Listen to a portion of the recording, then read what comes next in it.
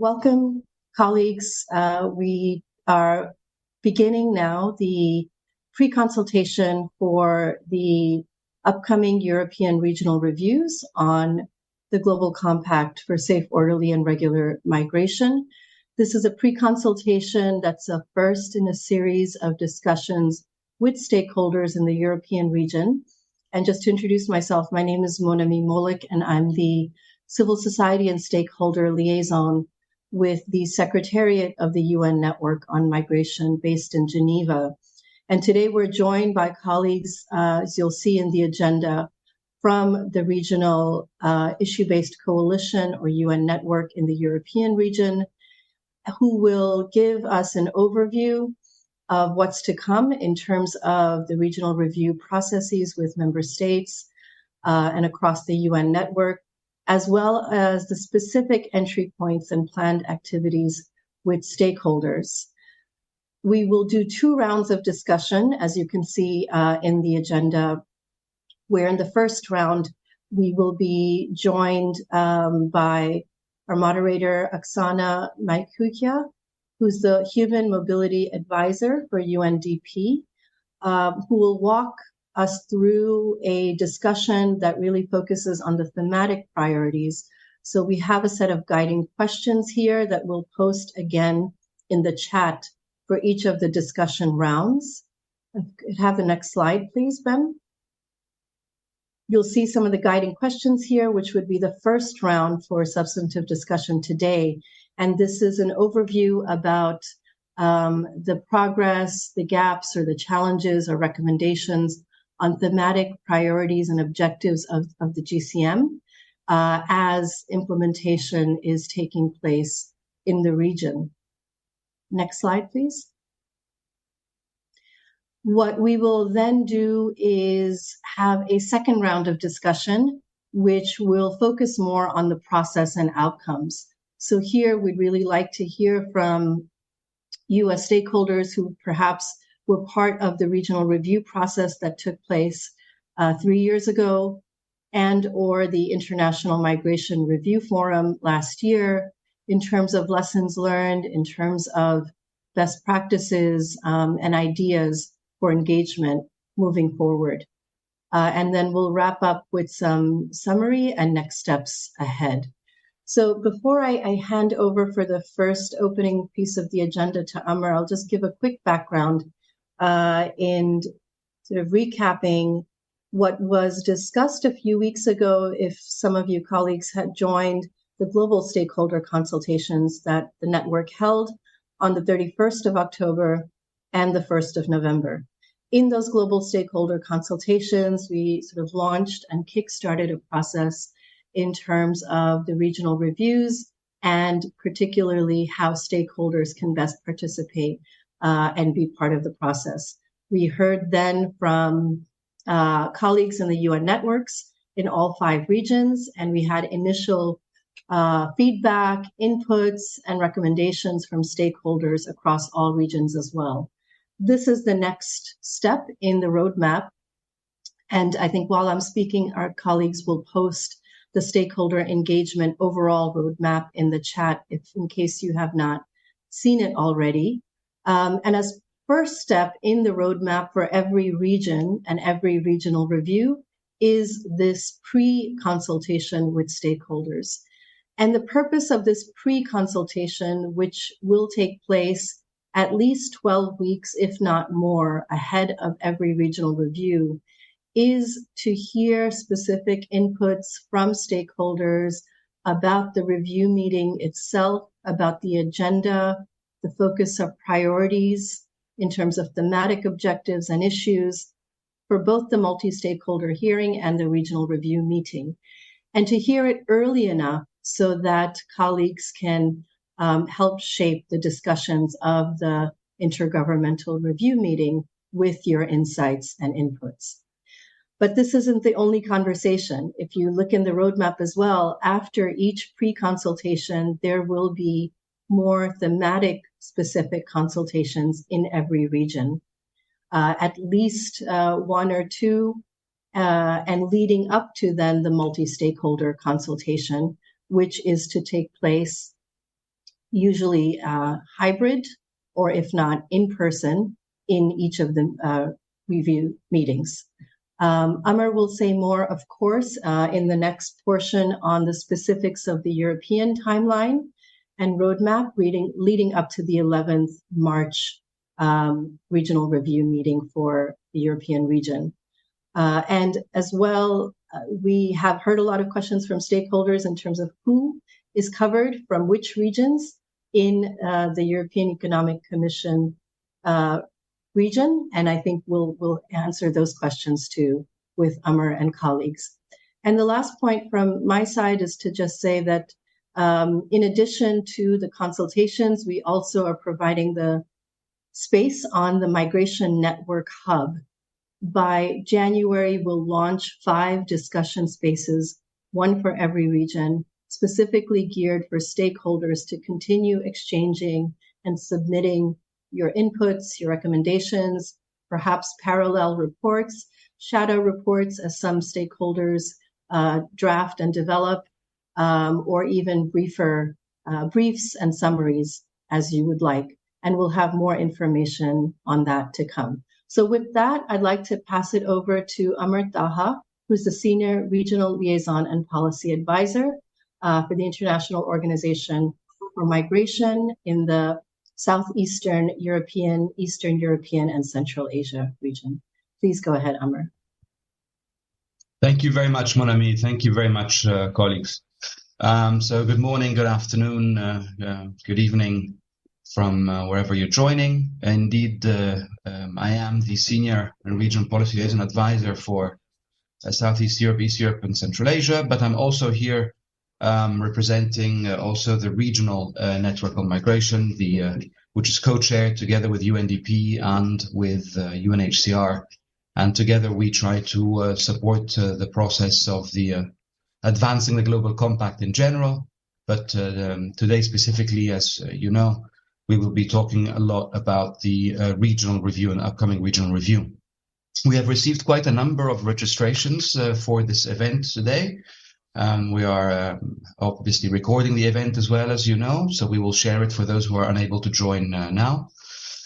But just to reiterate that this is indeed, as mentioned also by Mon Ami, is today's pre-consultation is for those member states, for those stakeholders from the 56 member states of the UNECE region.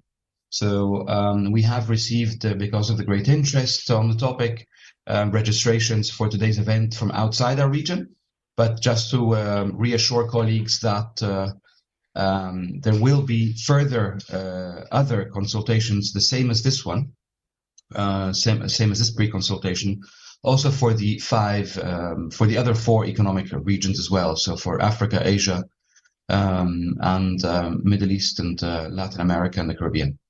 So today we will focus only on the Europe region, or the UNECE region. And the regional review is, as mentioned also by Mon Ami, a very important date, which I ask you to please pencil into your calendars already, because it's been confirmed.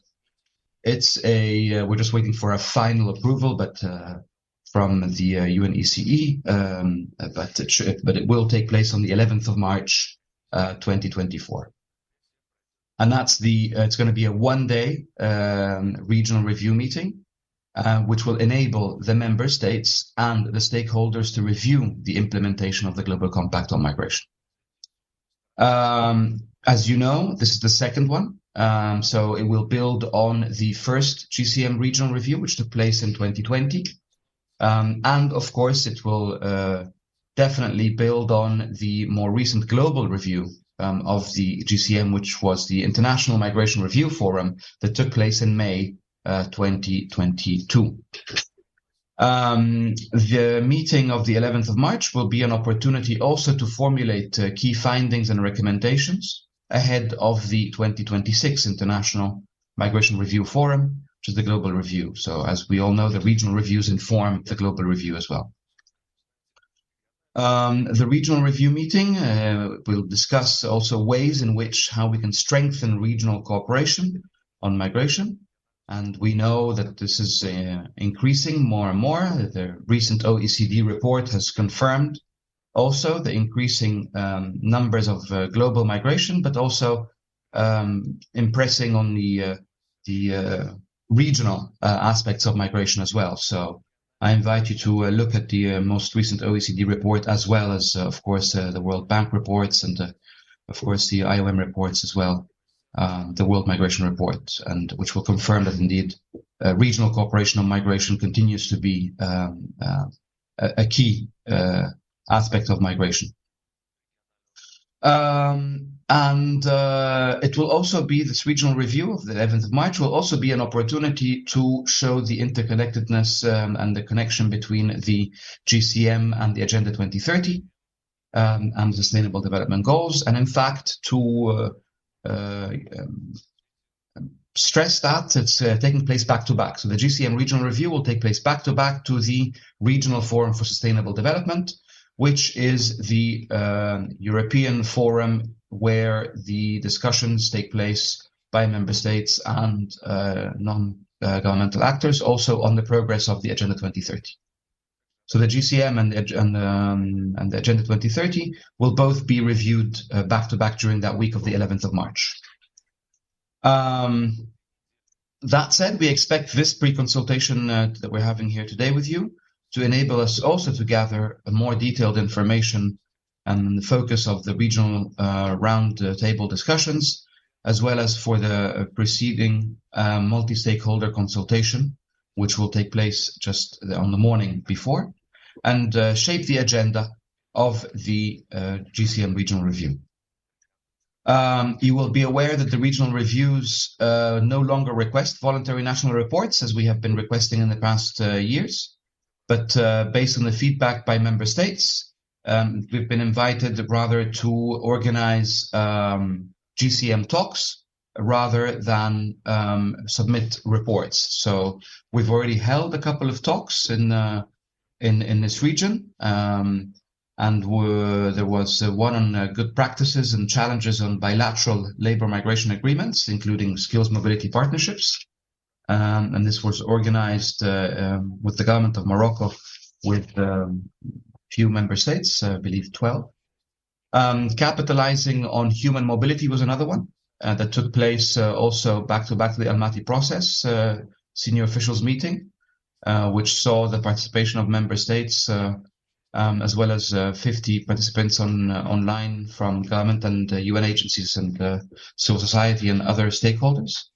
And there was also an event organized by migration and adaptation in the context of climate change, which was co-hosted by the UK's Foreign Development Cooperation Office and IOM UK, with the participation of UK-based stakeholder groups. So these are just a few of the GCM talks that were held to help gather, understand the priorities of the stakeholders and member states as well, and will help us to shape the GCM regional review discussions. We invite you to please have a look at the UN Network website at all times and look at the Network Hub. But in this case, I want to draw your attention specifically to the GCM talks calendar. So if you look at the UN Network on Migration website calendar, you will see a list of GCM talks, and you are free to join them. And those are not limited to, unless specified otherwise, they're not limited to a specific region, but rather they are thematic and topical in most cases. So please have a look at that and feel free to sign in to the ones that you see that are more relevant to you. Or, of course, feel free to send us your suggestions for further GCM talks, and we would be happy to help you and in organizing a GCM talk ahead of the GCM regional review, but also after. But of course, we would wish to see a few before the regional review as well. Now, we are also planning a couple in Central Asia, just as a heads up. The governments, a couple of governments and a couple of stakeholders are discussing now, specifically for Central Asian countries and Almaty process countries. And they're mainly countries in Central Asia and Central Europe. So again, please have a look at the network website calendar for GCM talks that may be coming up that may be interested to you. So we also plan to have 2 pre-consultations with non-governmental stakeholders which will take place, one hybrid and one fully online. And the purpose of these upcoming pre-consultations will look at the division of the 4 thematic clusters of discussions of the regional review, which are the same divisions that of the roundtables of the IMRF as well.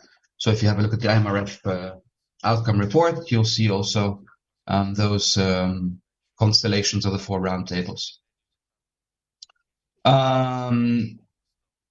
You will be able to share reports nevertheless, although as I just mentioned, we don't necessarily expect reports, but you are welcome to submit reports.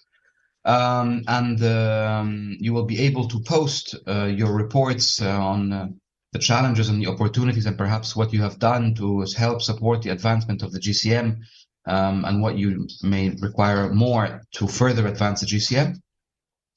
And you may post those on the Migration Hub online discussion space, which will be open in January only. So it's not open at this very moment, but you may already, of course, start working on those reports. Now, in terms of registration for the GCM regional review itself, the exact details of the registration process for the multi-stakeholder meeting, which is the preceding the member state led consultations. Those will be shared also in due course. It is most likely, and we have no confirmation on this yet, but most likely it will be open for the ECOSOC accredited stakeholders only, but we will let you know once we have more information on that. There will be, in any case, a limited space for in-person attendance for this intergovernmental review forum meeting. And likewise, the details on this registration process will be shared in due time. We are also in the process to help bring together member states and stakeholders together. We're in the process of encouraging member states to attend the multi-stakeholder consultations that are taking place. And we're working to facilitate side events and spaces at the meetings to allow for this bilateral dialogues to take place. The meeting is only 1 day long, so there's only so much that can be done at the meeting itself. But again, as I mentioned, we're in the GCM talks. We are also trying to make sure that we have the participation from both sides, member states and stakeholders as well. We welcome any ideas also from you, as I mentioned, on how we can further strengthen this dialogue between member states and yourselves as stakeholders. Now, the selection of the stakeholder rapporteur, which will be the person opening in the opening session of the regional review itself on behalf of the stakeholders, will need to be appointed. So a stakeholder rapporteur will be tasked with relaying the outcomes of the multi-stakeholder consultation, which, as I mentioned, will take place on the morning before the event itself, to the opening intergovernmental meeting.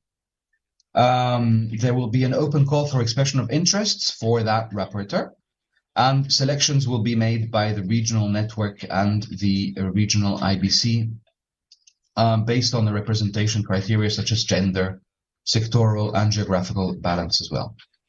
So again, to recap, before I hand over back to mon ami, is to reiterate that this pre-consultation is a space for you here today as stakeholders to be informed of the progress of the process ahead of the regional review and multi-stakeholder meeting, and to start broad thematic discussions pertaining to the GCM that will allow us to draw out details to inform the regional review agenda and the multi-stakeholder agenda in their last stages of development. Details on the registration and submission and feedback and interaction with governments will be provided in due course and will be communicated to you via our email as you have received this invitation today. But we also hope to hear from you on how we can also increase this cooperation as well.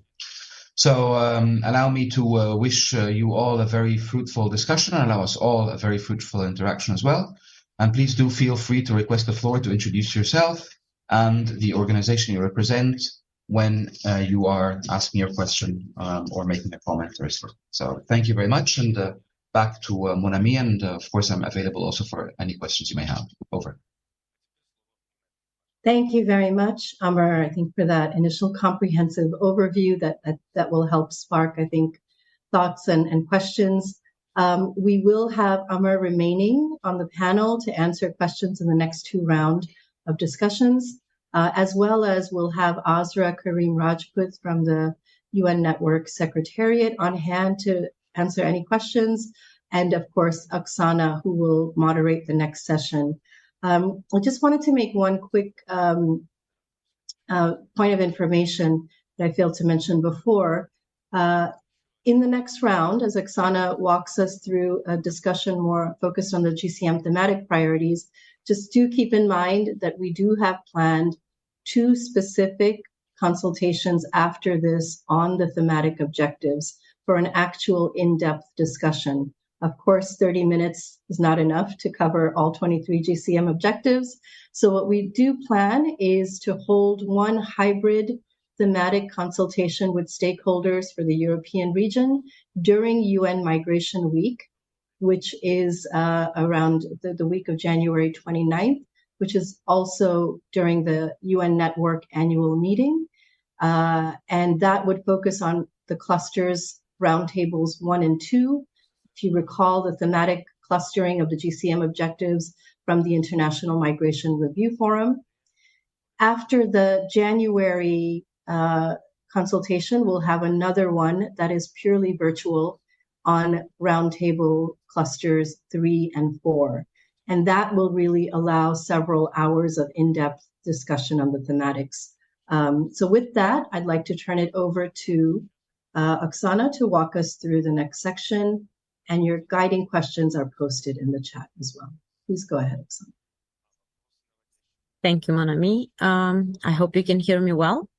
I'm happy to greet you. My name is Oksana Machuka. As mentioned, I work for UNDP Regional Hub in Istanbul, but today I think I'm also in my capacity of the co-chair of the UN Network on Migration, the regional, together with Welcome to our next session. I just want to highlight one technical detail. We are a bit in a slight delay with the time, so I think I will just move straight to the discussions.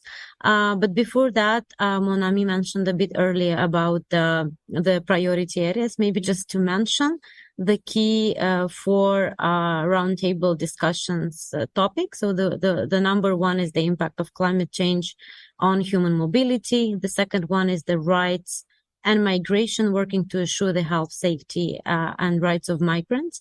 Number 3 is the diaspora as actors of economic, social, and cultural development. And the 4th roundtable discussion is around labor migration, promoting the economic inclusion of migrants.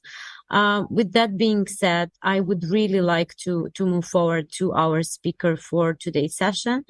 And I very much encourage you to share your thoughts. If you have any specific questions, we might not have time to answer them. Please leave them into the chat and we will get back to you on that. But we really look forward to hear your comments and suggestions on how we can take this further. So you already have the questions in the chat. And with that being said, I would like to give the floor to Ms. Michelle Levoy, who is the director of the Platform for the International Coordination on Undocumented Migrants. She is also leading the work of the organization in advocating, monitoring, and raising awareness of undocumented migrants' human rights towards European and global institutions. Michelle also serves on several boards at the global and EU levels, including the Civil Society Advisory Committee for the Global Forum on Migration and Development, which I assume you know, the Global Coalition on Migration, Women in Global Migration Working Group, and the Social Platform. And after that, we will dive into a session of discussions, comments, and suggestions from your end. Dear Michelle, the floor is yours. Thank you, Oksana, Mon Ami, and Amir, and colleagues. I wanted to make just a couple of brief points to hopefully just kick us off in the limited time that we have. The first one, and I know this will come in the panel afterwards, where you talk a little bit more about process, but maybe just to say something briefly before addressing some of these comments on content. I think we all are aware this year that the stakeholder forum itself is very limited. So with 2 hours in person on March, I mean, I was actually the rapporteur for the one last time, and I knew the richness actually that we got with almost 8 hours online of the multi-stakeholder consultation. So I think it's actually really encouraging to hear Mon Ami mention that there will be 2 consultations online, basically, one hybrid and, I mean, which is also online, beforehand. And I think I would just kind of, and I know we'll get into this in the second round with Laurel also commenting as well, but I think we have to really ensure that we have kind of a democratic way for people to contribute and not rely on just the 2 hours of March 11th as kind of the report, which actually would be practically almost impossible to do anyway, because you need to basically reflect on what's in the report. So I kind of see these online consultations before March as a possibility to do that, to really go much more in depth in even the half an hour that we have now on contents, on these different thematic areas. And then on the contents itself, I just wanted to make 2 points. One is, I think there's within the Europe region, we have obviously the various national level developments. And I think here it would be good to see where have there been some improvements and where have there been some regressions in policy developments related to the various objectives in the Global Compact. So, for example, in Spain, and I hope there might be some of the Spanish NGOs on the call now, there's a working group of civil society that's been set up to monitor the government's progress concerning the Global Compact in the national level legislation and policy developments.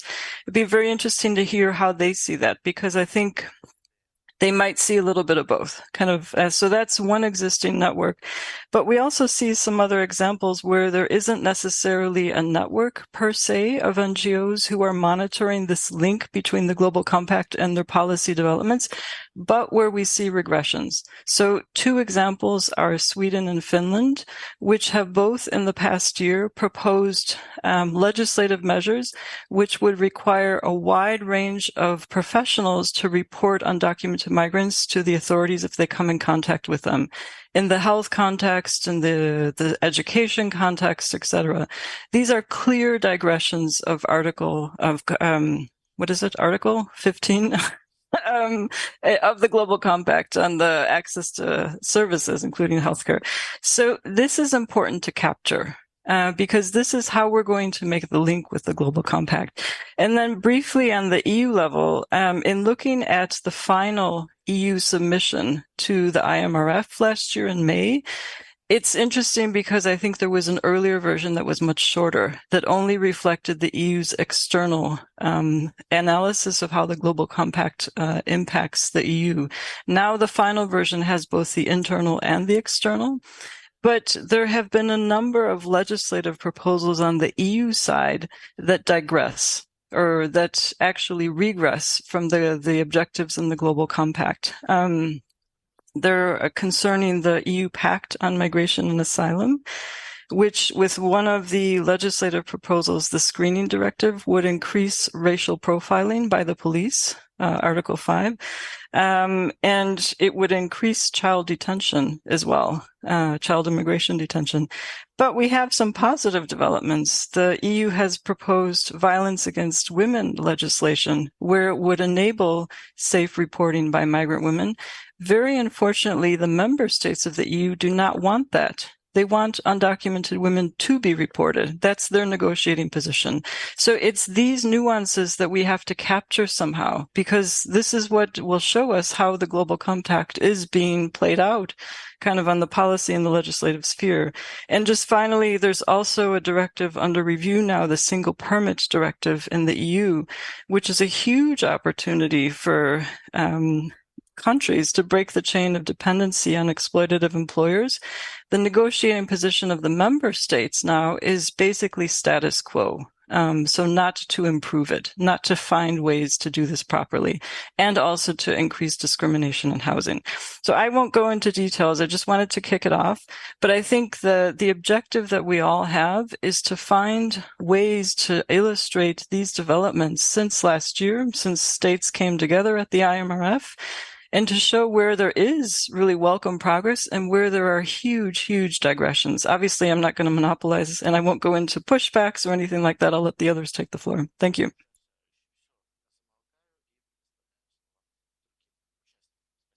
Thank you very much, Michelle. This is extremely rich, and thank you for sharing this a few examples.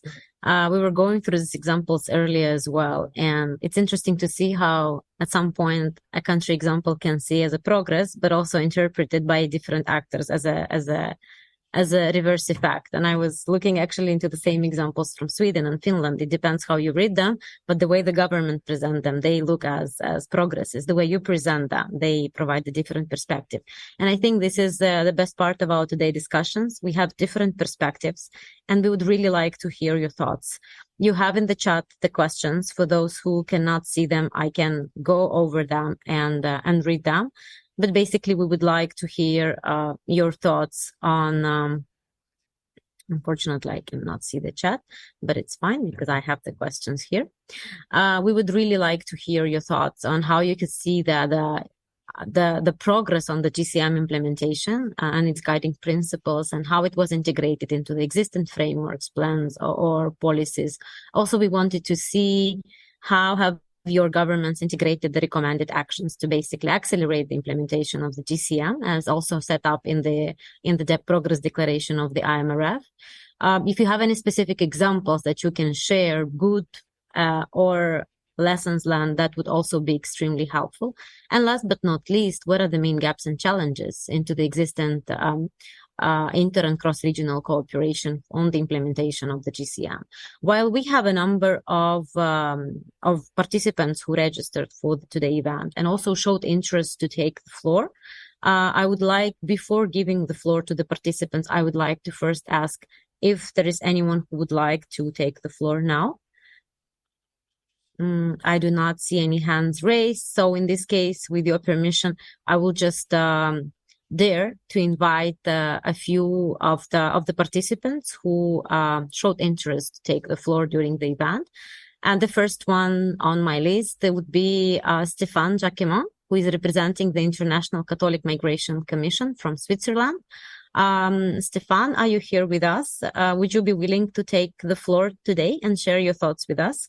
I'm willing, but I would probably like to have a few colleagues coming before, because I'm still reflecting on Michelle's comments, and I still need to do a bit of further thinking about the points she made. Thank you. Of course, thank you. Meanwhile, I can see two hands. I think the first hand is from Musa Sangare. So please, the floor is yours. Would you please tell us which organization you are representing as well? Thank you. Oui, bien sûr. Bonjour. Yes, of course. Hello, I'm delighted to be here. I am Musa Sangare. I'm the president of the Ivorian community in Greece. I am very happy to be here, and I would like to answer the question you asked, but at the same time, I would like to give a comment. I am in Greece,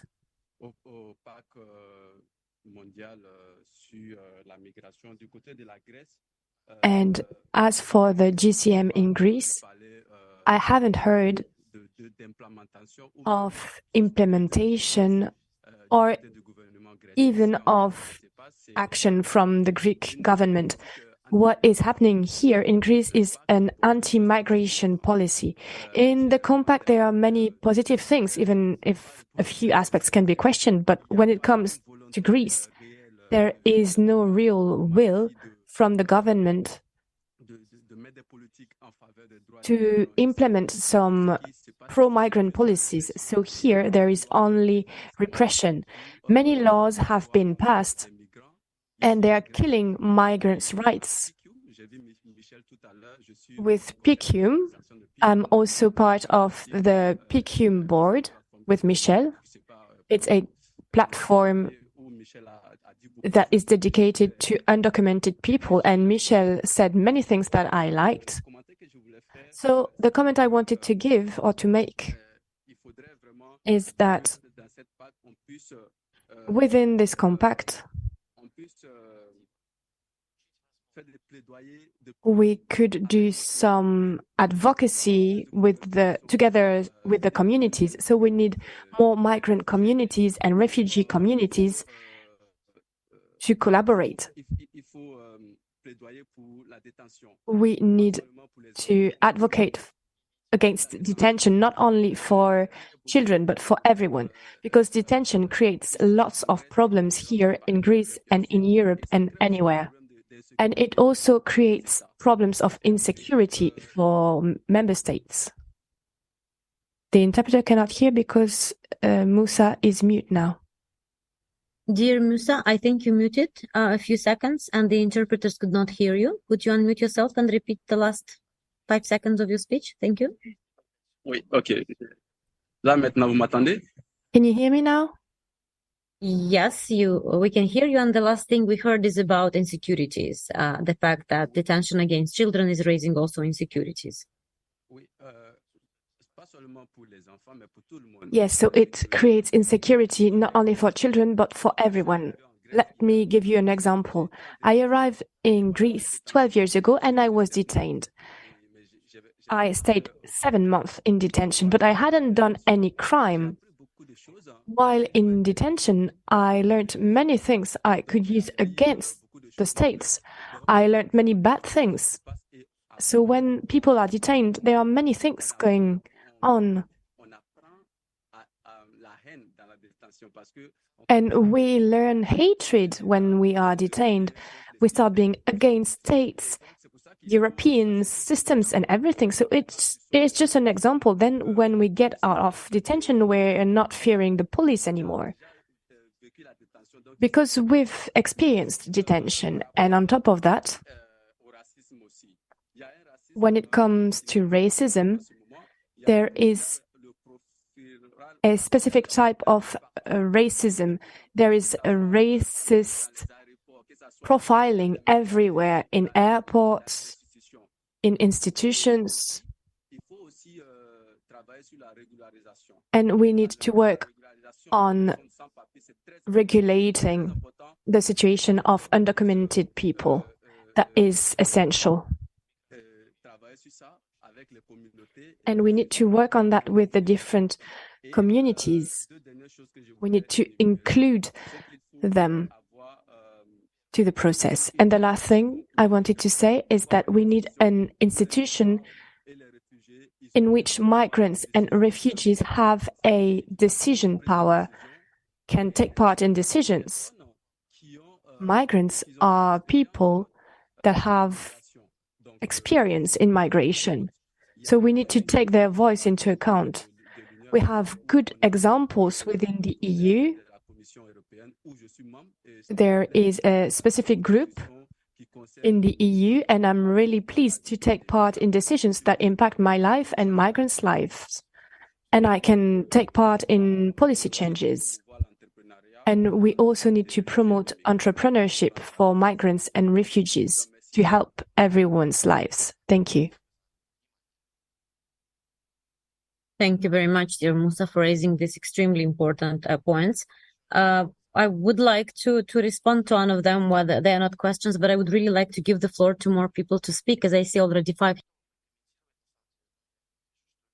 So with this being said, allow me to give the floor to Ms. Carolina Gotardo from IDC, who is also here with us. Thank you, Carolina. The floor is yours. Thank you, Oksana, and thank you so much for organizing this consultation and for the previous introductions. I want to particularly welcome the very strong intervention from Musa before.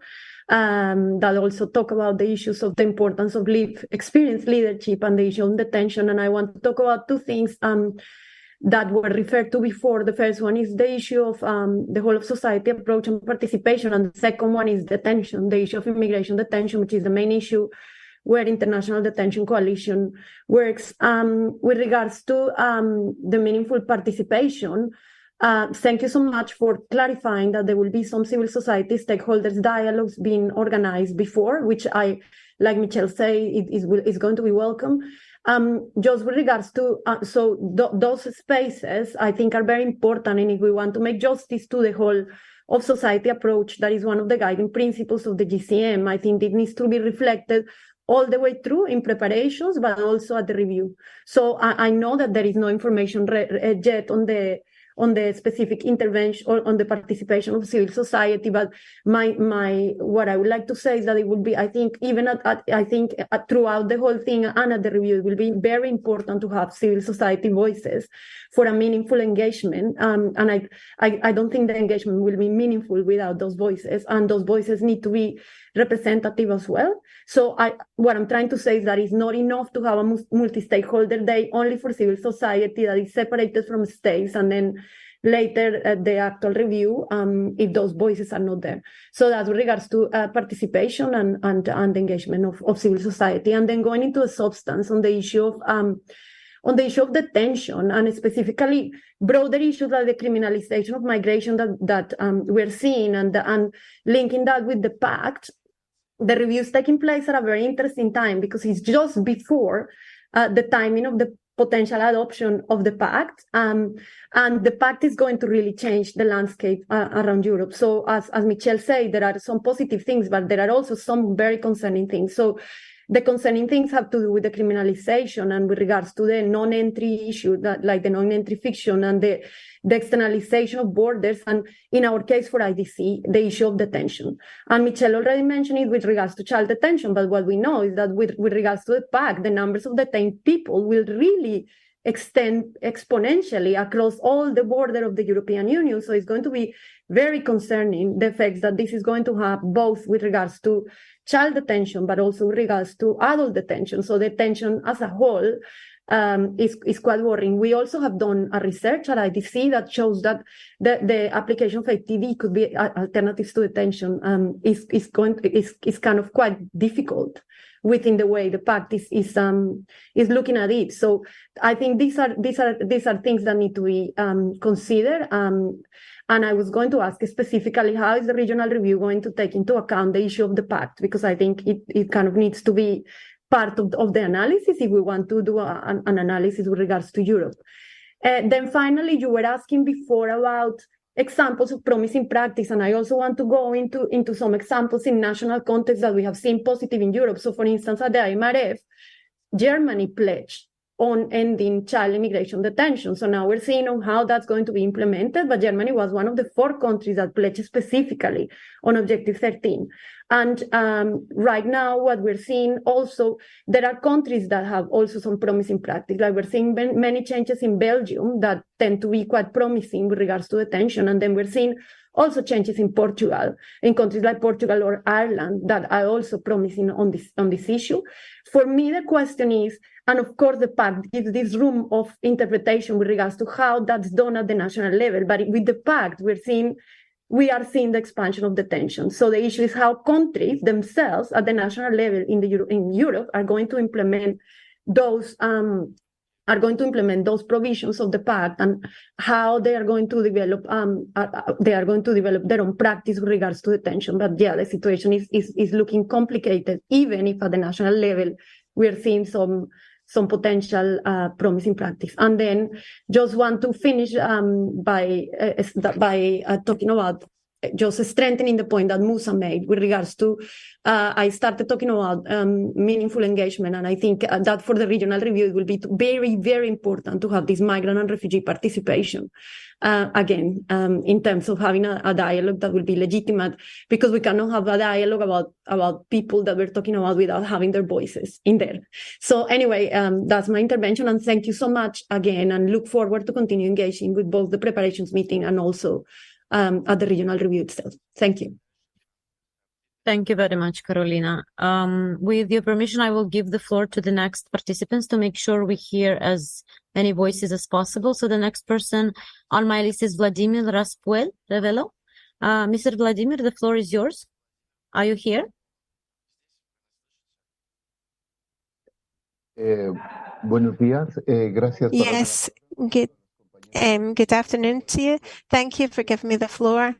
And I'd like to say hello to my colleagues and also show my solidarity with Musa. I'm also a migrant person. I'm an immigrant. I live in Spain. My first years here in Spain were also particularly difficult. And we also had to dialogue with the police so that they would stop persecuting us and the Ministry of the Interior, because our rights were being violated. And we, just because we were undocumented migrants, just because of that. And so I think that along these lines, we have to really set up a significant network of migrant organizations, because we have to come together so as to reivindicate and demand respect of our rights. And I think that really is important here. And I think when we ask ourselves, what do we want? We want migrants to have their own voice here. And there's also women who work as domestic helpers within people's households. I think that's important. That has to be implemented. There has to be policies that are developed in favour of those women in that particular category, and also racism, and also in school, dropping out of school on the part of migrant children or not being very successful at school. And we see that there's a two-track system. There's the Spaniards that are going at one pace with their school development of the kids, and our kids are going at a separate, lower, more unfavourable rate. And so we can see there's two societies almost here. We're also welcoming an African migrant, another African migrant organisation here in Catalonia in Spain, and we really want the Spanish government to hear us, and we really think that this has borne its fruit coming together, because there's been actually a modification of the foreigners law. And I think that it's really important that we have to continue to pressure the Spanish government so that they continue to better their policies and so that they continue to implement the Global Compact. And there has to be an integration agreement to talk about integration and cohabitation and living alongside migrants. And so I think that our group of migrant organisations, we've come up with this first analysis so as to come up with indicators to value how the government's getting on with developing these policies in favour of migrants. If there are a lot of detentions one year, next year there has to be less. But if we're seeing that there's racism that we've evaluated at 15-16%, next year there has to be less. And so we have to have clear indicators that show us whether there's been progress and where we've backtracked, and so we really have to be able to evaluate these types of metrics with these key indicators. And we're going to put our document out there so that everyone else in Europe can use it, and so that other countries can also develop those type of indicators. I think that's all I wanted to mention about the work that we've been doing for our network, and we want to be ever more present in these groups. I want to make sure other networks of migrants are also present. Thank you, Mr. Vladimir. That is extremely useful as well. And the next person I would like to give the floor is Ms. Raquel Fernandez-Quibaya from IFRC. Ms. Raquel, the floor is yours. And dear participants, keeping in mind the time limitations that we have, but also the fact that we will have additional consultations on priorities that will take place in the coming months, I would like to ask you to limit your intervention to 1 minute if it is possible. Thank you very much. Thank you very much. Thank you very much for this opportunity. It's very good to know that there will be another 2 opportunities for this consultation. Speaking on behalf of the International Federation of the Red Cross and Red Crescent Societies, where, we really welcome in 2017 this Global Compact for Migration, and also noting that the Compact mentioned the Red Cross movement as a key implementing partner. We continue our strong support to the Global Compact for Migration. And as part of this review process, we would like to put our lens on 3 specific points that we really want to be prominently featured and discussed in the regional review. They are related to some of these objectives, mainly the 8, the 3, 15, 16, and 17. 3 main issues that we would like to have on the agenda that we think they are really important. The first one would be saving lives and humanitarian assistance, including through search and rescue across sea and land routes.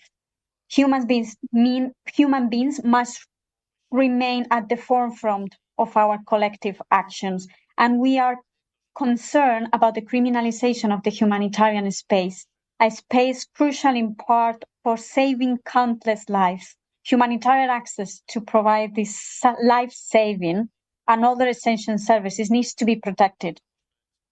We also want to mention ensuring access to essential services for all migrants, irrespective of their status. It remains critical to address all formal but also informal barriers to accessing essential services. One important way the IFRC network provides support to migrants to access these essential services is through humanitarian service points that are safe and welcoming spaces strategically located along those migration routes. And HSP provides that range of essential services, including accurate and timely information. And this humanitarian service points approach used by the Red Cross National Societies has proven to be effective to reach migrants in remote or hard-to-reach areas. In Europe and around the world, our HSPs have been included in the Migration Network Hubs repository of practice, and we are co-leading a global UN network for migration workstream with the ICRC and UNHCR and IOM to develop recommendation on preventing loss of life and ensuring access to essential services along migration routes. And just to finalize, to conclude, this third point would be to include in all aspects of society, from the decision-making and processes of this review to local migration programming, design and implementation. I think our colleagues, Mosa and Vladimir, they mentioned this, how it's important that this means listening to their voices and experiences, understanding their intentions about their future, their wishes and desires, and this is the only way to create more inclusive societies. The Red Cross National Societies are including migrants in programs design, implementation and evaluation, and are including and ensuring the representation of people with life experience among staff and volunteers. So the Global Compact for Migration Review is a great opportunity to have and to listen all those voices. And that's all from my side. Thank you. Over. Thank you, dear Raquel. I like to see how coherent you all are and basically promoting the same priorities and the same topics, which I will try to generalize at the end. I would like to give the floor now to Manal Al-Karani. I hope I read it correctly. For the next intervention, and I hope we have time to give the floor to all the people who are willing to share their thoughts. Thank you. Thanks a lot, and thanks for organizing this pre-consultation. So I'm Manal, legal advisor at the International Committee of the Red Cross, and we work closely with the IFRC on migration. So Raquel and I work closely together on this topic. So I'm not going to mention again what Raquel just said, but for us, it's really, for the ICRC, we would just focus on the issue of missing migrants. So Objective 8 in the Global Compact of Migration that clearly states that member states have to establish coordinated international efforts on missing migrants. So we've seen over the last year that this objective has been underreported, unfortunately, despite the fact that there was a work stream on missing migrants that was put in place after the last International Review Forum with actionable recommendations on missing migrants. But despite this, this objective is still underreported. So we think this regional review should be used as a venue to really put the light on this issue. We've seen some progress that has been made. So the RAPA process, for instance, that is a regional migration dialogue between the EU and African states, is talking about more and more now. They are discussing ways to cooperate between each others on this issue.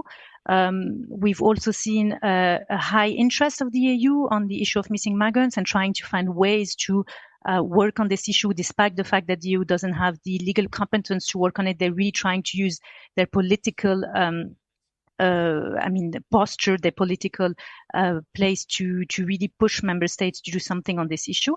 So these are, developments that are quite positive. But as I was saying at the beginning, it's still an issue that is underreported. So we really encourage the regional review to look at this issue, notably by perhaps, if it would be possible, to organize a high panel on this issue during the regional review.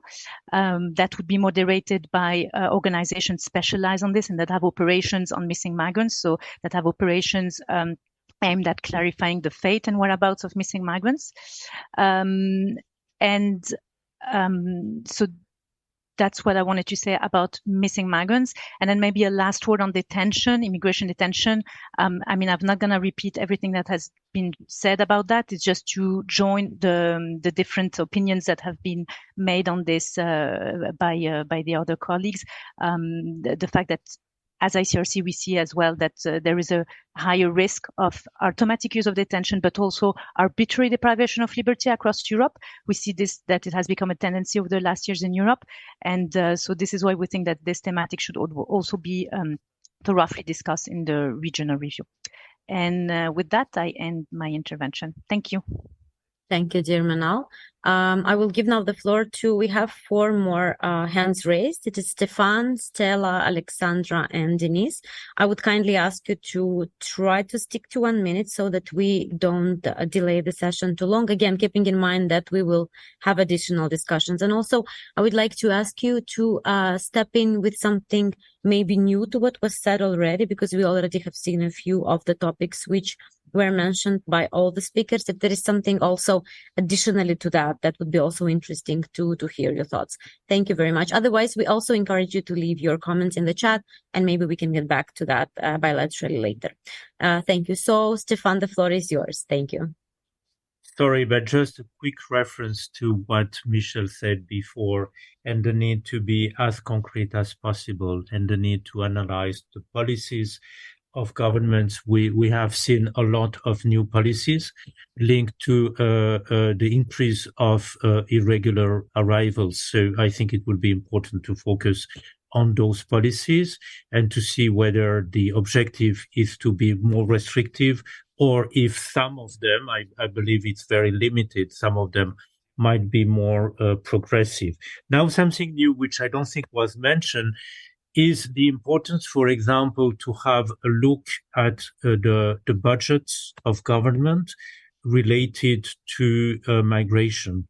We have seen one example. We have seen that almost all the Mediterranean countries had a drastic reduction in their budget for rescue at sea and basically for saving lives. But for example, it would also be interesting to analyze the budget related to integration and all the budget related to fighting, for example, xenophobia, because those are very concrete elements which would basically help us understand better what are the policies of government.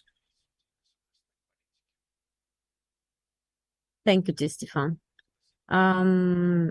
Now, let's move forward. And the next person on the list is Miss Stella. Miss Stella Opoku Owusu. I hope I read it correctly from Afford. Hi, Stella. Yes. Nice to see Hi, you. hi, Sana. Yes, nice to see you. Thank you very much.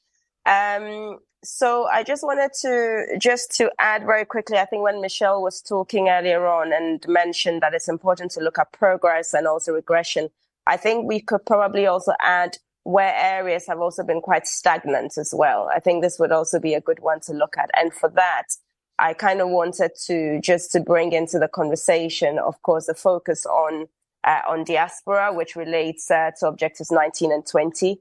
Of course, Afford is based in the UK. In the UK, I mean, from sort of the year 2000, the government had been very supportive and had implemented or supported implementation of a number of initiatives. And in a lot of ways, we could say that had led the way. In the last few years, it hasn't been at the same level. There isn't a government initiative per se. They are, of course, have said in terms of conversations that they're keeping this on the agenda. But there aren't, of course, resources at the moment to support any specific programs that are dedicated to and for the diaspora, which is obviously a challenge in the current climate.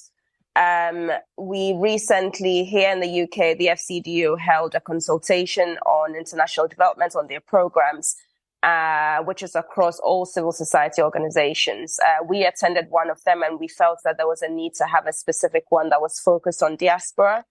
The organizations that were organizing this didn't have the capacity. So two organizations, Afford and another one, Shabaka, came together and organized a consultation in a very short space of time.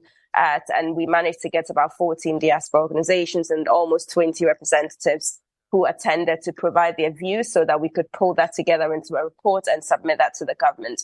And some of the key things that came out was around a call for institutionalization, a call for dedicated funding for diaspora to be able to carry on, their work internationally, and also ensuring that there continues to be a focus on supporting and building the capacity of diaspora organizations to contribute and to leverage their resources, because at the moment the focus is very much around folding all of that into the broad sort of CSOs, which is great, but there still needs to be a focus on understanding that the needs of the diaspora organizations, similar to small organizations, there are specific needs that need to be addressed there. There has been, so that is perhaps on the regression side, you could say. However, on another front, there is a UK Africa Summit, which is taking place next January or February, I forget the date. And the Diaspora Will Afford were consulted about the investment summit and was also invited to join the advisory committee as well. So on the one hand, there is a little bit of progress on one side, but there seems to be quite a fair bit of regression, if you like, on another side. In the meantime, of course, across other countries in Europe where we work, so with Enable in Belgium, with Switzerland, there is a lot of progress and focus around bringing the diaspora more into entrepreneurial projects and looking to see how we can actually leverage that. So that is really useful in that sense. But of course, there needs to be a whole lot more. I was looking at one of the questions, guiding questions that we had was also around strengthening cooperation in terms of finance, capacity building, etc. I think specifically on the finance side, considering that there is such a challenge now across the board in terms of aid to all of the work that we're doing, we have constantly been talking about how you can leverage diaspora finance and investment. And it feels that this is still not being talked about as much as it needs to. There is a program at the African Union level, which is the African Diaspora Finance Corporation. And we feel that member states and others could really give this a push and support it, because if that does work, it's about leveraging finance and development aid and so forth, which will make it so much easier, hopefully, for everyone. Kindly wrap up. Sorry. Yes, thank you very much for raising this very important issue of the diaspora. This is extremely relevant, and we will also add it to the discussion. So we have two more speakers, and we cannot delay the session, unfortunately. So Denise, if you could wrap up in 1 minute, and then followed by Ibrahim, also 1 minute, and I will dare to interrupt you if you will extend the line. Great. Thank you very much. Very quick then. I'm representing 12 cities from the UK. It's a network that works on inclusion. It's called Inclusive Cities, and it's run out of the University of Oxford, where I work. So one thing just to address on this, I'm unclear how we can ensure that these examples of practice and good policy that come out of local government are actually given voice in these forums. And I'm not just sure what the mechanism there is, but it's obviously clearly important. It's where social inclusion happens and all that stuff. And the second point is thinking about monitoring progress and regression in different areas. And that we need to obviously pay attention to the reasons for progress and the reasons for regression. And that could be changes to policy, changes to law. But I just want to say that these aren't always about immigration policies. And a great example of that would be just budget and funding structures to support local authorities, which are set nationally and which don't appear to have a lot to do necessarily with immigration, but can really enhance or constrain the ability for these local authorities and for these actors on the ground to actually do the stuff that we're talking about. So I think that also needs to be reflected in what documents we put forward. Thank you. Thank you, Denise. Extremely relevant as well. And the last but not least speaker today is Ms. Iram. Ms. Iram, please. Thank you very much. I'm Iram from International Trade Union Confederation, which is a confederation of unions over 160 countries. I'm very pleased to hear one of the priorities is also labor migration and how that helps with integration of migrants. Maybe for the Europe, North America region, I think it's very relevant also to think about the increasing recruitment of migrant workers into care economy. We're seeing this increase, but we are with it seeing also increase in exploitation, payment of unlawful recruitment fees, and various abuses. So in terms of topics and priorities, I think it's really important to highlight care economy as a very important area to think about. And of course, in the framework of whole of society approach, we would like to see more of trade unions being included in the discussions and a stronger social dialogue between governments and other stakeholders to be in the field of migration as well. To be quick, I stop here. Thank you very much. Thank you, dear Ram. Thank you, dear participants. For the sake of time, I will not do the wrapping up. I will give the floor to Monami to continue with the next session, especially given that in the chat we already have requests for the specific session. We assure you that we will put together all your comments and we'll take them to another level, and we will get back to you to answer your specific questions that you have raised today. Thank you all for your active participations and for your valuable inputs. Over from my end. Monami? Thank you very much, Oksana. Even though this first section went longer than the agenda called for, it was actually extremely valuable. And it's clearly, it's obvious that there's much reflection and thinking that's been happening in terms of the substance of progress on the GCM and the questions around challenges and the gaps and regression. So with that, we already did hear a number of recommendations and ideas on the matter of process of participation and engagement moving forward in the previous section. So I think we'll keep the next section quite short, reflect on what we heard already, and then give time to go back to the panelists, to our colleagues Amar, Oksana, and Azra, who are on hand to reflect on many of these inputs we've heard. So what I'd like to do is just turn it over to Laurel as a discussion starter on the process section, and then we'll ask you already, colleagues, to raise your hands for the next session. And if we don't have hands, we can immediately turn it back to panelists for reflection. Laurel, please go ahead.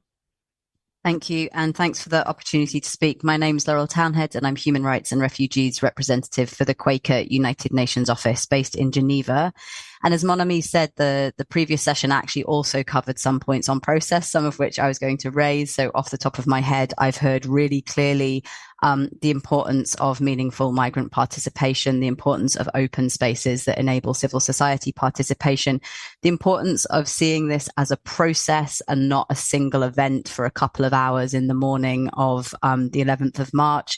And on that, I would wholeheartedly agree. And I would see maybe the 11th of March not also as the end point, but as a midpoint. So we have some time for consultation in advance. We have the review on the 11th, and I would hope that that review kickstarts some things rather than just being a tick box of we've done a review and now we don't need to do that for 4 years. That's all we have to contribute to the next IMRF. Particularly given, as we've heard this morning, we cannot even amongst those of us on this call cover all the topics that people would like to have covered, even to list them, let alone go into the detail. So recognizing that the member state review is also going to be fairly limited in what it can cover. What do we want to have come out of this? And I have a specific question that I hope Amaro or someone else might be able to answer, which is, what is the expectation of the outcome from this review? Will there be a negotiated outcome? Will there be a report? What will the outcome look like, so that we can be thinking about that as we prepare to then be helping shape that as well as what happens on the day.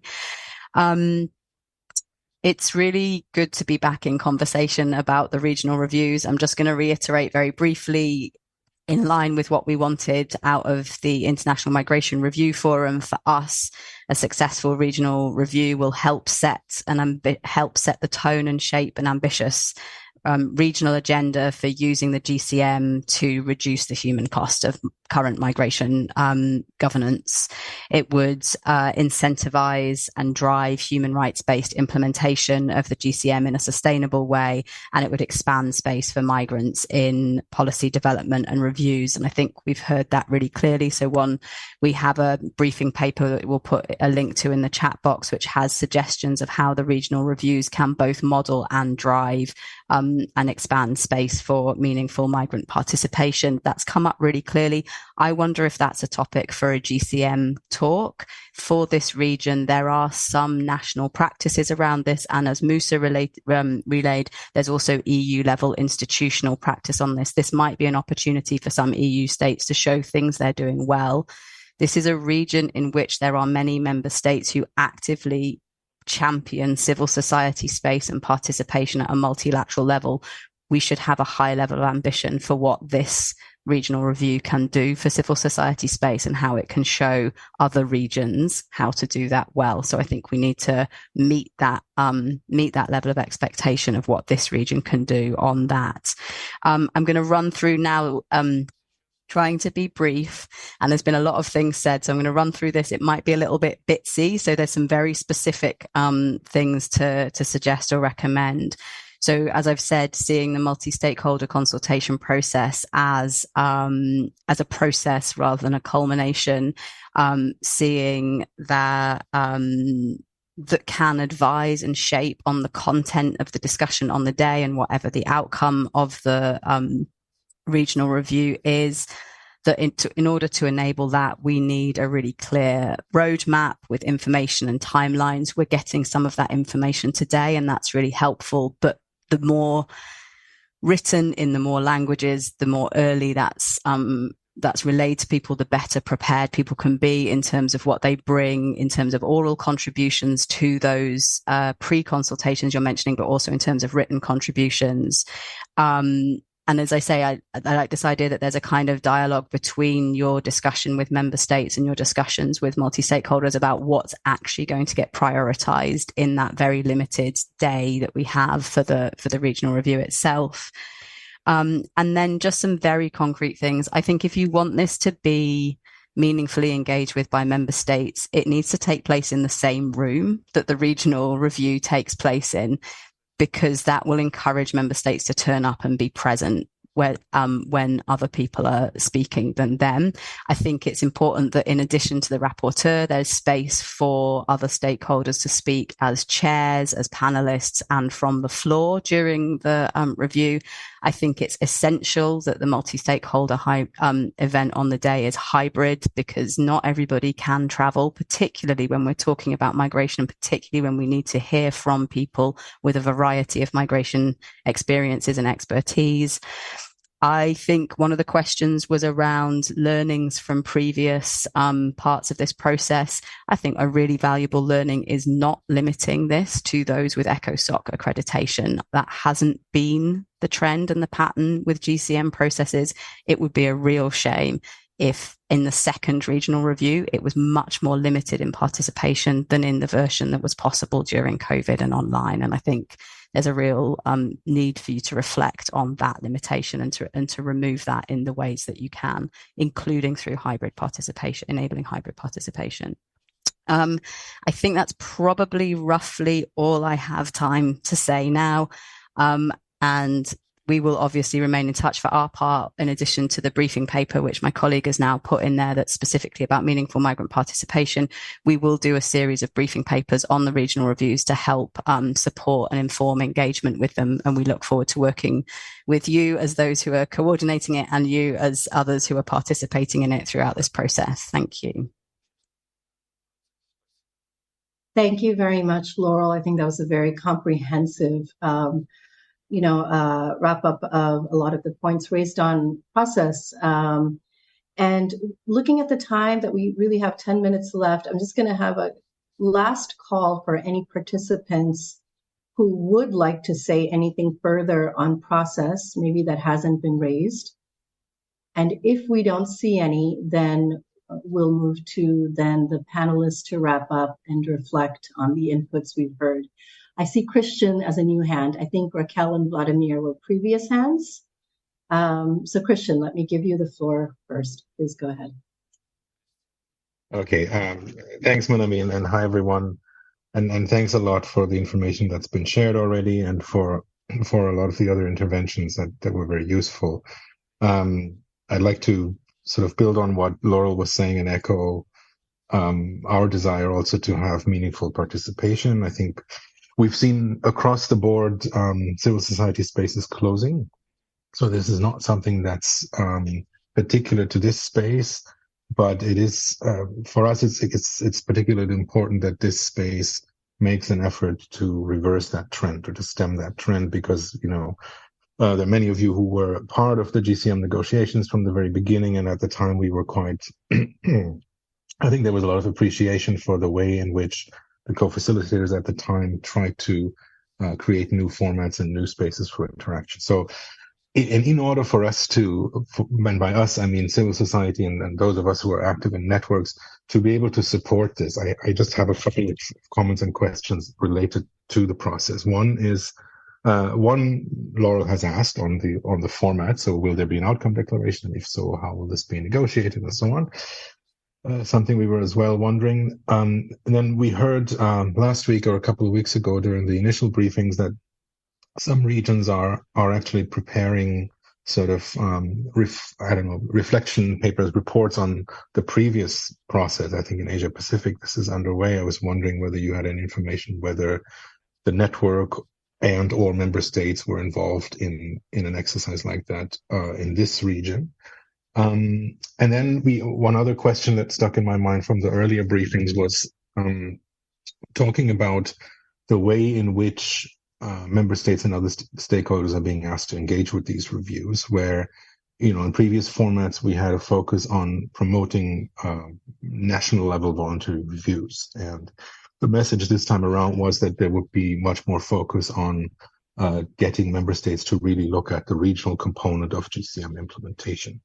And I think while that is useful, and I think that's something that should be promoted in all regions, it also presents a bit of a challenge for us who are working with national members on how do we best engender their participation when they know in the back of their minds that governments will only be willing to talk about regional implications of policies, for example, whereas, a lot of the examples we heard earlier from speakers were about specific developments at national level. So my question around that is, with regards to the format or what we're expecting member states to report, how will this focus on regional reporting be implemented? Is that something we should be aware of in terms of structuring discussions that we might have with members at national level? Is that something that has been thought through already?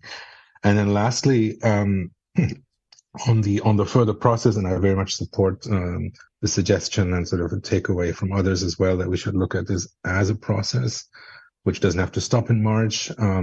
Also because, this is the first of the regional reviews. And we sometimes can't help but be a little skeptical and think, is the reason that this is the first regional review the fact that there's so much enthusiasm for the topic, or is it that member states want to get it out of the way? So in the spirit of trying to promote the former of these assumptions, I think it would be good for us to collectively think about how we can have as many specific discussions in the lead up to March and afterwards. And I was thinking, I think Amr mentioned the GCM talks, so that's one route we could go down. I was also wondering whether there might be a possibility to perhaps organize linked events around the next few online consultations that we'll have. Sort of similar to what's happening with the Global Refugee Forum. I don't know how many of you are following that. So there is an official program, so to speak, and then there are other events that are happening in spaces that are meant to contribute to that, so that there's a bit more space for engagement. And I was thinking also whether this particular group or this platform could help us coordinate a little bit. I mean, there are many of us who have been working with the network, for example, on specific thematic issues. In our case, that's promoting the implementation of regular pathways for migrants in vulnerable situations. So we could envision, for example, also using the capacity and resources we have as members of these work streams in the network to then coordinate with others with topics that are obviously linked, for example, pathways and saving lives, just to pick an example. Yeah, so it might be good to kind of keep channels open through this platform as well to see what we can do around the remaining and future consultations that will happen in the regional context. Thank you. Thank you, Christian. I think also for that specific idea, an example in terms of how some of these spaces are being opened up in other processes like the GRF.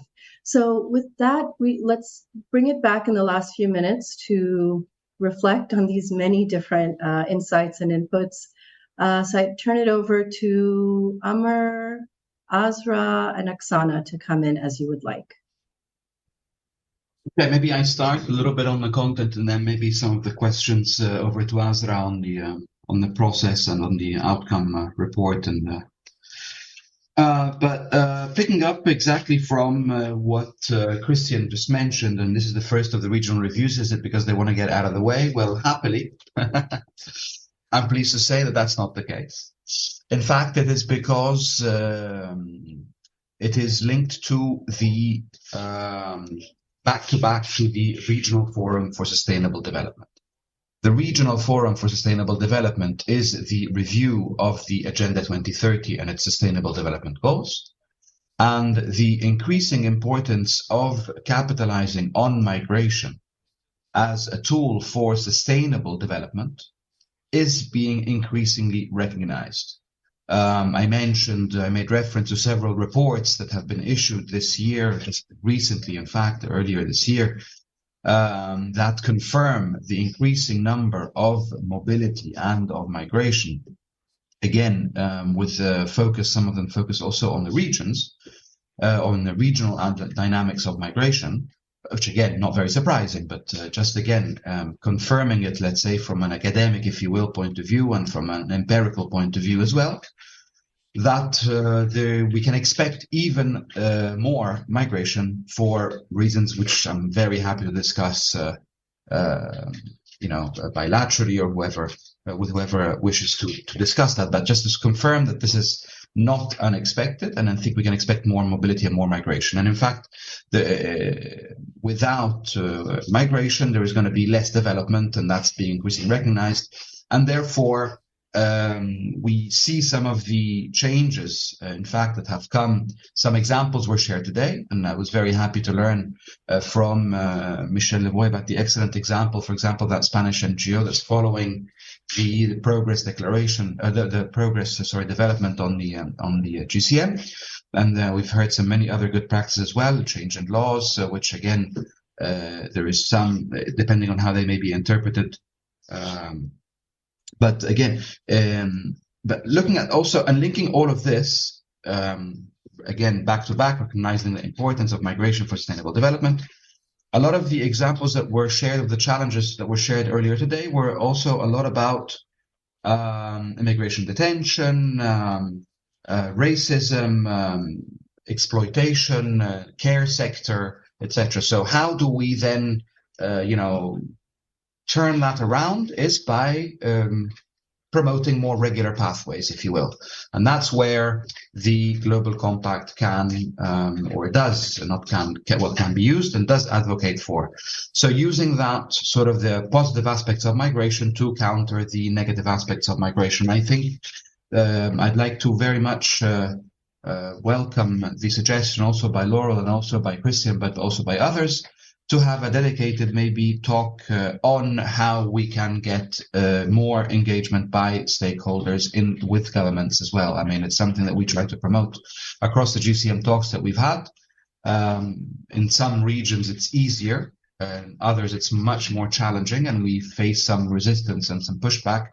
But again, we try to do our best to make sure there is as much engagement as possible by stakeholders.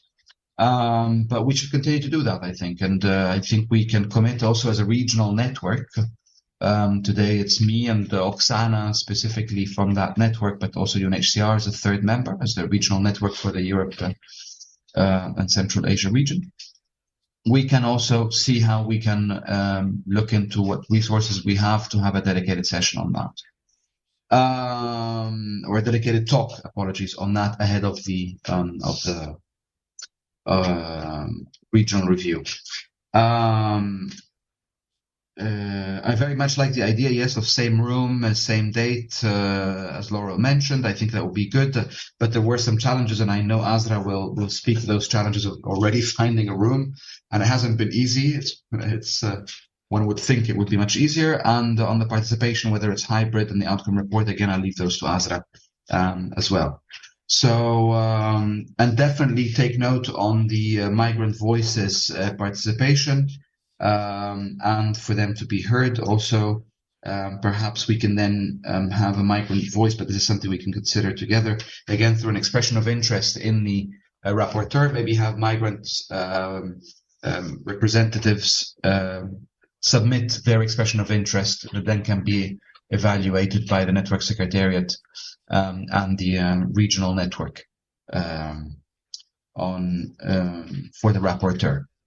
But yeah, that's my initial reaction. And if it's something I have not addressed, please feel free to put it in the chat. Or, as also we shared in the chat earlier, if you have any questions, we'll put it again. Ivana, if you can kindly do so, the email address to write to us, and we'll make sure to coordinate our reply with the Secretariat and get back to you as soon as possible.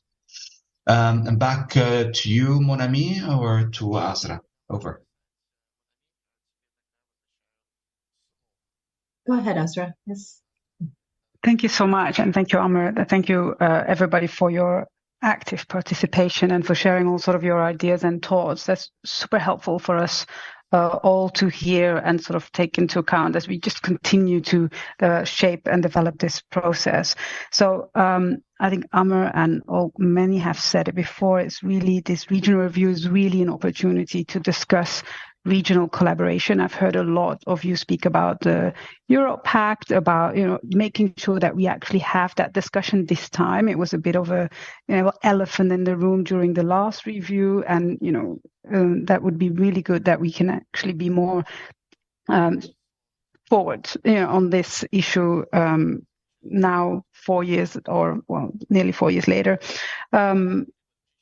Don't forget, though, that this is, of course, for UNECE member states. This goes beyond just the traditional EU grouping of member states. There's also opportunity in bringing in these countries from Central Asia and the borders of the EU. So that's the UK will be there, Canada will be there, the US will be there. So it's also important that we think about what are the conversations that these groups should be having with one another.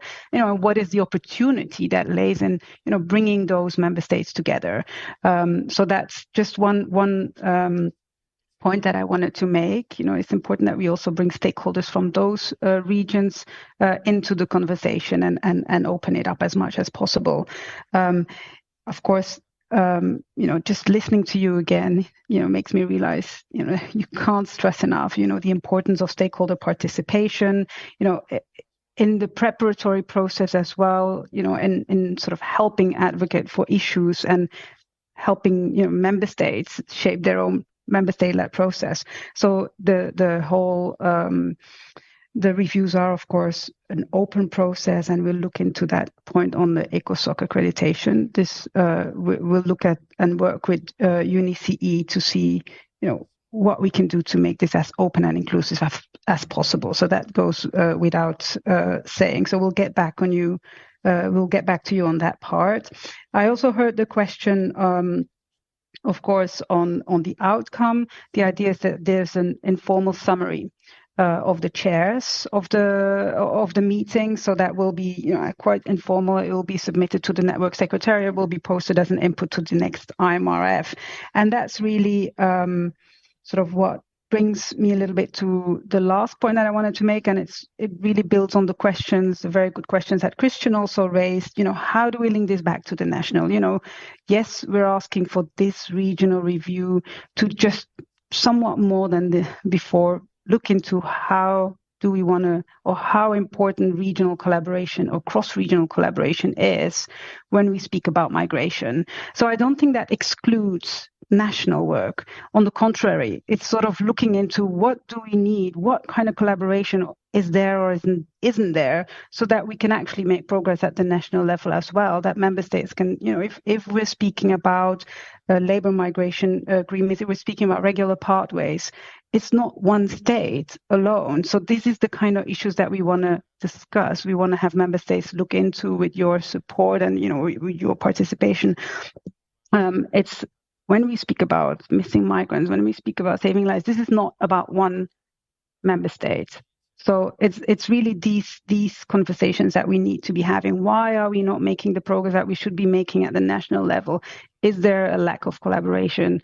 Is there a lack of capacity for member states to work together? What are the things that are sort of preventing progress in the way we would want to see it? So I think we need to. It's important that we think through the opportunities that the regional reviews also bring for national implementation. And that's to Laurel's point, this is not a one-off event. It's a conversation. We need to think about, now we're discussing this. Afterwards, what are we discussing? How are we preparing for the IMRF again, where the focus is on national progress?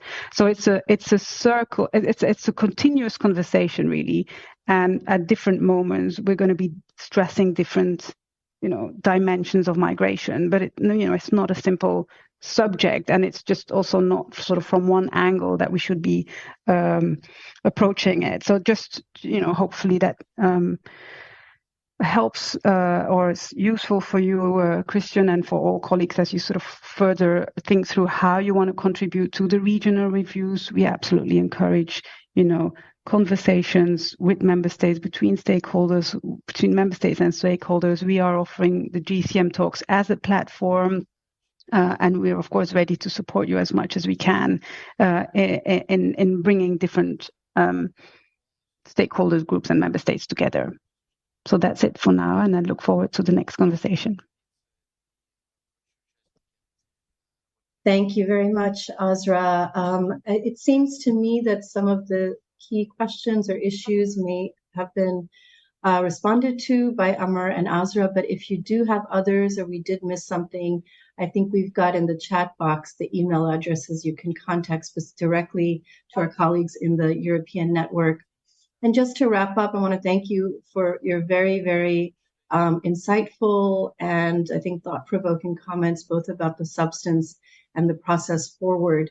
And just to indicate that the next date that we could possibly have on the calendar, tentatively, is the 29th of January, which could be the date for the first deeper dive thematic consultation among stakeholders on cluster roundtables 1 and 2. We could maximize the hybrid nature, make sure to have all the interpretation we have today, but also physically have a space in Geneva during UN Migration Week for some of you who can be here and some of you who will be here already for the GFMD the week before. So do stay tuned for more information on that. If you have thoughts on it, we welcome your feedback. And we will share the summary and recording from this conversation as well. So thank you very much to all panelists and all stakeholder participants and those who took the floor. And have a very good day. Thank you very much, everyone, for the participation. Thanks, everybody. Goodbye.